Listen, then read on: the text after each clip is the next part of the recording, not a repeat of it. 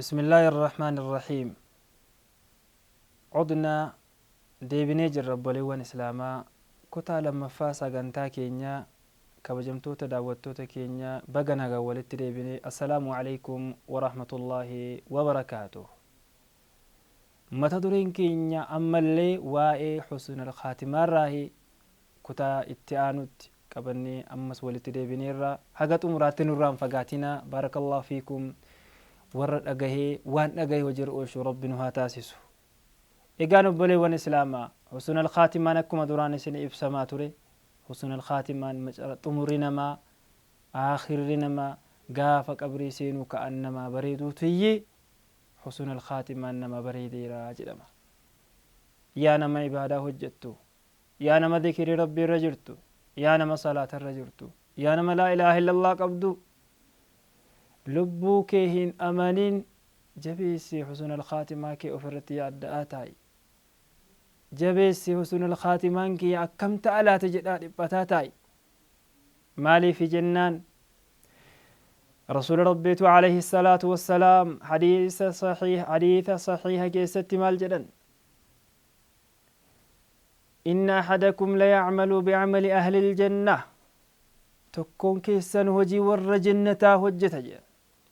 tokkoon keessan hojii warra jannataa utuma hojjetaa dhaqee hamma gaafa du'i isaa isatti dhihaattee hundhuma tokko yookaan taakuu tokkotti galtutti hojii khayrii irra jira jedhan, hojii khayrii hojjeta jedhan. fayasbiqu alayhi alkitaab, gaafa inni du'i isaa hundhuma tokkotti dhuftee galte wanni sila isatti barreeffamte sun dhuftee isa qaddamteetiyyi isa dura buutee waan hamaa isa hojjisiisti jedhan. gaafa inni waan hamaa hojjete waan badii waan cubbuu hojjete otoma waan cubbuu sana hojjetu irratti aakhira umriin isaa jalaa khaatimaan irratti baddee du'i isatti dhuftee fayakuunu min ahli nnaar ajaarani illaahu wa iyyaakum minhaa, warra ibiddaa irraa ta'a jedhan. anallee isinillee warra irraa najaa bahu rabbiin haa taasisu. husnul khaatimaa keenya rabbi haa tushu.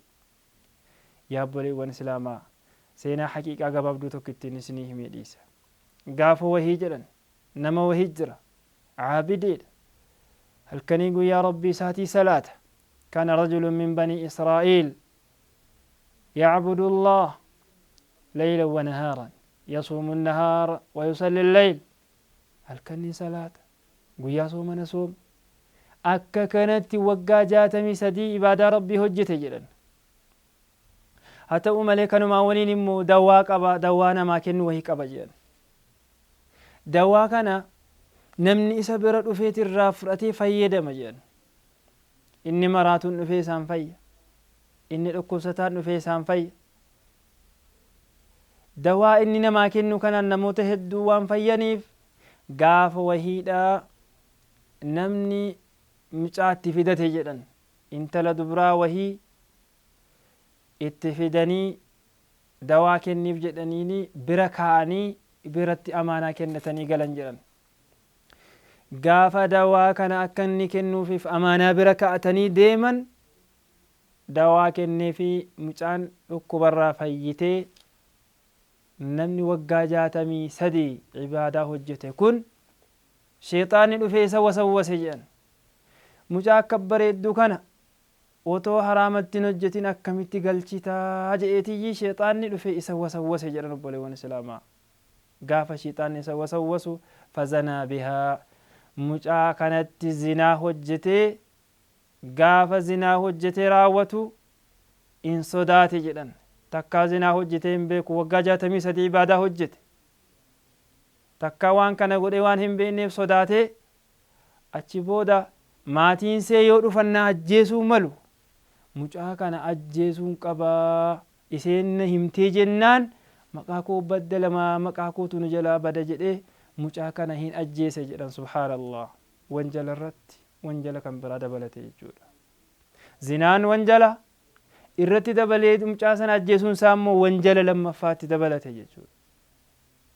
gaaf kana lafti bariinaan maatiin mucaa sanaa fiigaa dhufan. gaafa yaa'anii dhufan mucaan isaanii duutee jirti, hin ajjeese.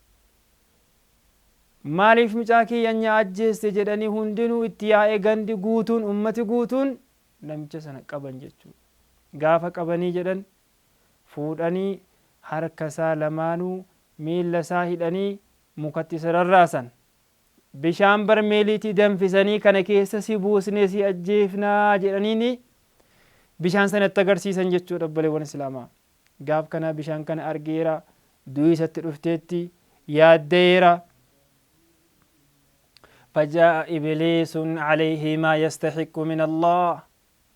إبليس في قاعد في جدًا سورانا ما أفته في قاعد فيتي يمال جدين يا عابد يا نمتيجو جدين وقا حقا كان ربي كي قبرتيت تتكاسي وسوسة ننديني هرقانو من سيارقات جدين warra akkasii godhaa jiru kana jalaa najaan si baasaa waan si ajajudu waanaa hojjedhu jedheen. Subhaanallah. Namtichi yaaddeera, rakkoon itti dhufteetti, cinqiin isa qabatteetti. Gaaf kana maaluu mana ajajjaa jedheen nama se'eetii inni taasaa sheexaana ta'uusaa hin barre. Gaaf kana maal godheen akka gootu jedheen.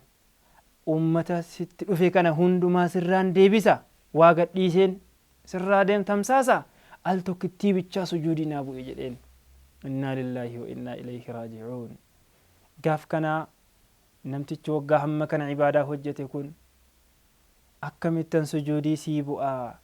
Anoo hidhameen jira, mormi koo hidhamee jira, harki koo hidhamee jira, mee akkamittan sujuudii sii bu'a jedheen. Laa ilaaha illallah. Cinqame bar. Gaaf kana akkuma jirtu sanatti, bakkuma hidhamtee jirtu sanatti al tokkittii akkas jedhi mataa keetiin naa uggumi, mataa keetiin gannaa jedhi naa sagadi jedheen. Innaa lillaahi wa innaa ilayhi raaji'uun. Shirkii hamaa rabbiif dhiisanii namaaf sagaduutti isa ajaje jechuudha. Namtichi dhuguman najaa bahaa jira se'ee fa'awma'a bira'asihi mataa isaatiin al tokkittii akkas gajjedhee jedhan. Subhaanallah. Mataa isaatiin al tokkittii dhuguman najaa baha, dhuguma ibliis kun namni akkanaan jedhaaru kun ummata kanarraa deebisa jedhee al tokkittii akkas gaafanni mataa isaa gadi qabatu. Fadarabuu cunuqahu. Ummati sun itti yaa'ee warri bira naannee jiru sun morma isaa sana rukutanii famaata fadakhala annaar. Hin du'e ibidda jahannamaa seene jedhan obboleewwan islaamaa. Innaa lillaahi wa innaa ilayhi raaji'uun. Sheekha ta'uun kan kee qofaa miti, caalima ta'uu kan kee qofaa miti, caabidee ta'uu kan kee qofaa miti. Wanni si bareechu husnul khaatimaan kee bareeduudha. Mixirrisaan kee xumurri kee aakhirri kalaama keetii laa ilaaha illallah ta'uudha. Kanaaf obboleewwan islaamaa xumurri dubbii keenyaa laa ilaaha illallah ta'uu bareeduu yoo feene yeroo hundumaayyuu khayriirra jiraachuu qabna. Akkuma rasuuli rabbii alayhi salaatu wassalaam hadiisa duraan dabre keessatti rabbiin khayrii isa hojjisiisaa nama khayrii isaa fedhe jedhan nullee khayriirra jiraataa otoo jirru duuti nutti dhufuu qabdi obboleewwan islaamaa. Nuyi sharrii wahii xinnoodha jennee tuffanne hojjennu, nuyi sharrii wahii kunoo badaa miti anoo ibaadanyaadha jennee waan bicuu wahii sharrii wahii hojjetaa jirru yoo achirratti du'ee nutti dhufte husnul khaatimaan keenya nu jalaa badeera obboleewwan islaamaa. Kanaaf of eeggan. Eegamaan nama rabbiin isa eegeedha. Nama rabbii isa eegu rabbiin haa taasisu. Ammallee warra xumurri isaa bareedee nabi Muhammadii wajjin wal gahu yoom alqiyaamaa gaaddisa arshii dhaabatu rabbiin haa taasisu. Xumura jecha keenya, xumura haasaa keenya laa ilaaha illallah muhammadun rasuulullah rabbiin haa taasisu. Haga sagantaa biraadhaa wal agarrutti kanneen nu daawwataa turtan hundi keessan baay'ee ulfaadhaa galatoomaa isiniin jechaa. Wassalaamu alaykum wa rahmatullahi ta'ala wa barakaatuh.